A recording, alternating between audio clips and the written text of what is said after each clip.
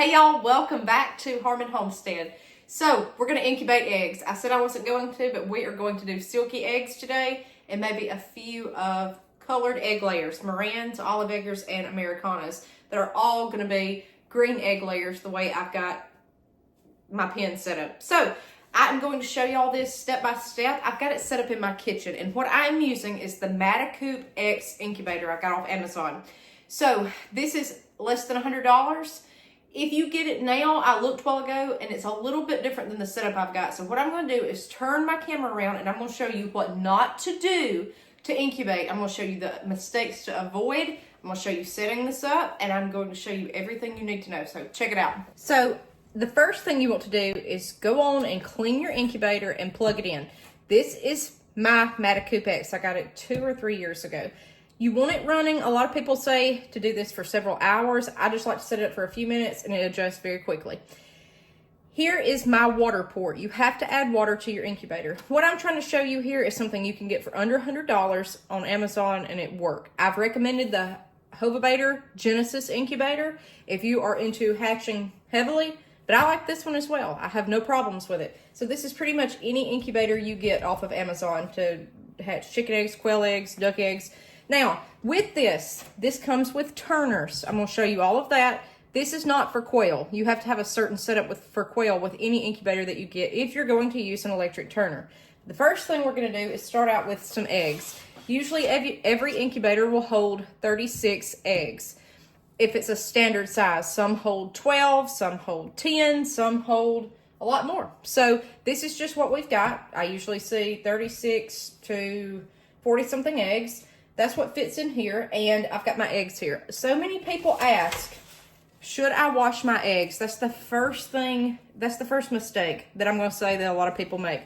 You do not wash your eggs. You can dust them off lightly if they have feathers, little feathers stuck to them, but you do not want to wash these eggs. They have a bloom, a protective coating on them.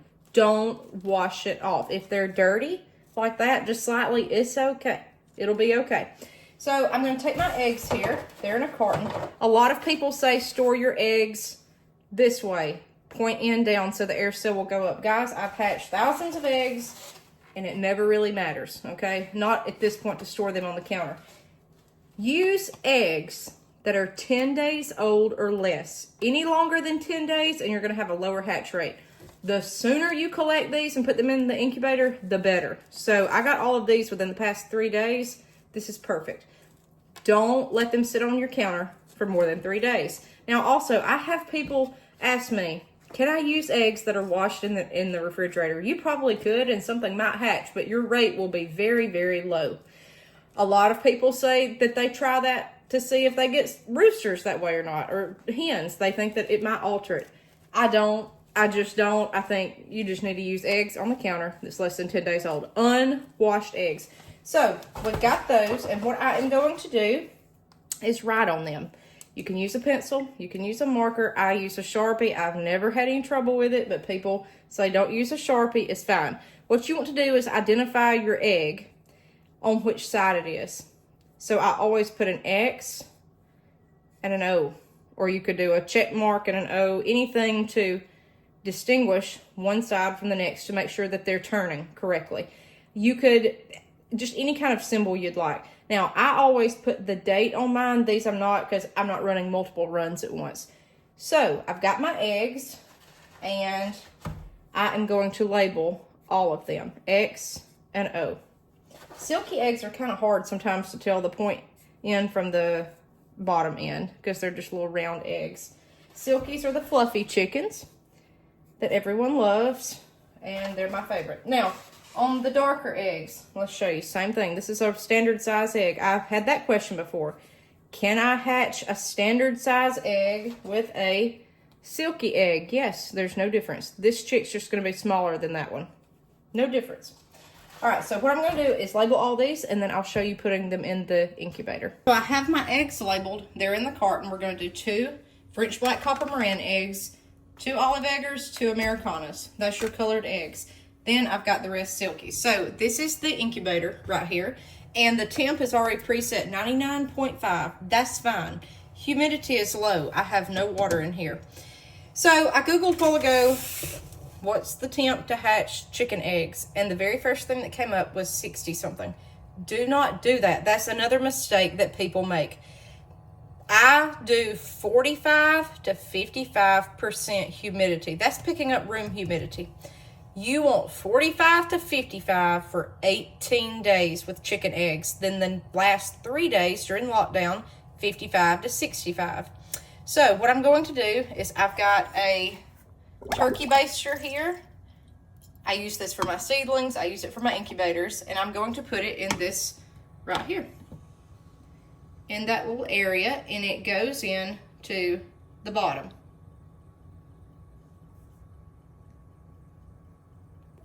Sometimes it'll take a minute to settle down. And you may want to start out with one pipette full and see what it'll come up to. You may want to do 2.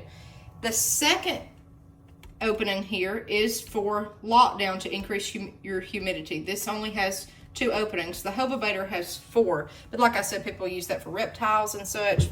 We don't. Okay, right here, this is a built-in candler. I do not use that. I use this, the Magic Fly. It's old, guys, egg candler.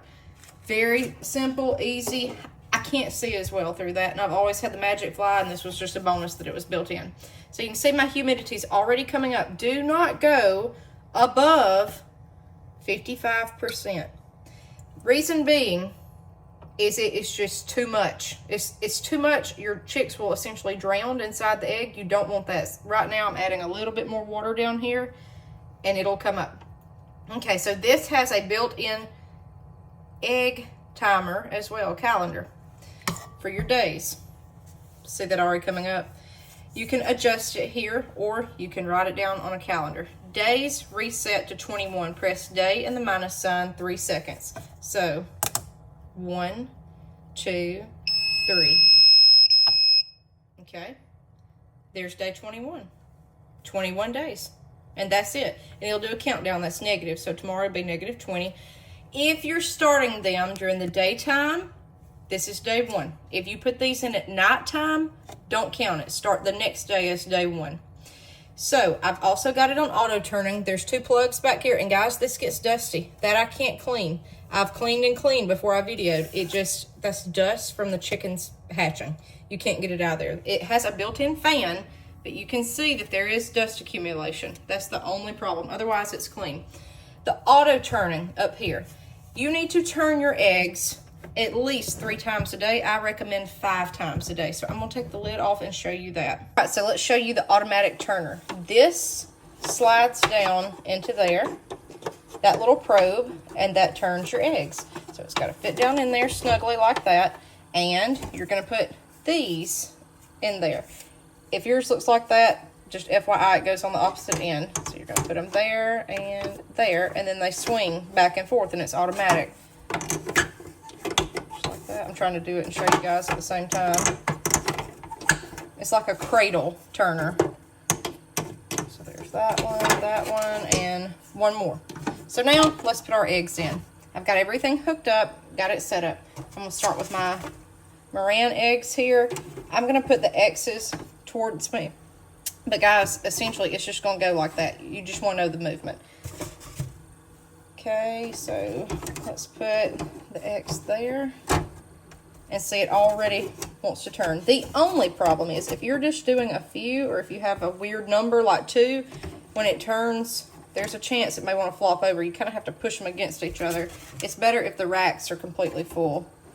So there's that. See how it just kind of wanted to turn over, but it's still going to be turned essentially when it rocks it back and forth. Like that. That's the only thing I don't like about this. Now, I could hand turn these. I could unplug it and come in here and just spin them around. And something else, let me show you this. I'm putting these point end down. This incubator recommends doing that. And I am struggling with these eggs. So the more eggs you get in the rack, the better it is. And then what it'll do is just turn them that way. These will form different than one that you see where they just lay down flat. The air cells will be different. We'll talk about that later. Because I am going to candle these daily with you guys and show you. I tried to do that last year and we had a lot of problems, so we didn't end up hatching any, or very many. All right.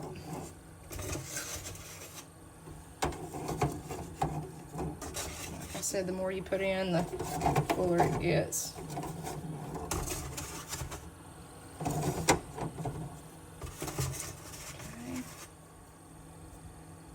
And like this one, it's hard to tell point end. I think it's that way. Okay. I don't know if we can squeeze another one. No, not appropriately. He's just going to have to lay on his side. There's that. These are supposed to hold 6 per rung, and it does. And I have 5. So this is a 30. I may have said 36 egg. This is a 30 egg incubator. Okay, so we're going to line them up. And we've got to check our humidity next. Now, since I've had the hood off, the humidity will be lower. Okay, so put it on, because this is just an artificial on the hen. So there we go. There's the incubator on, so it says 37% and your temp is down. Now, to candle, what I like to do is take these out one at a time and put them back in. Or you could take them all out. Just do it very quickly. I've had that question. Is 8 minutes okay? The time that I need to candle my eggs. Yeah, it should be fine. I try to do 5 minutes or less.